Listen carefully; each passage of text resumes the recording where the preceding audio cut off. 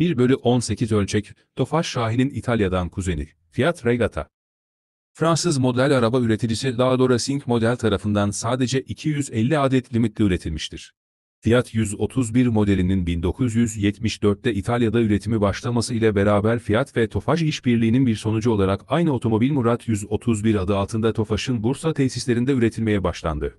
Aynı modelin revizyona uğraması ile model isimleri Şahin ve Doğan olarak değiştirildi. Fiat Regata modeli 1983 yılında Fiat 131 üretiminin sona ermesiyle hayata gözlerini açtı. O sırada ülkemizde Şahin ve Doğan üretimi devam etmekteydi ve model estetik olarak çağın çok gerisinde kalmıştı.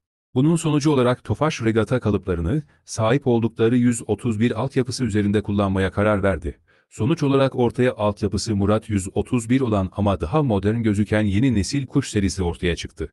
Öncelikle Kuş serisi her ne kadar Regata modellerine benziyor olsa da aslında ortada çok büyük bir fark vardır. Her şeyden önce sadece kalıp kullanılmıştır ve altyapı Murat 131'e aittir. Bu yüzden Kuş serisi modelleri arkadan itişliyken, Regatalar önden çekişli bir yapıya sahiptir.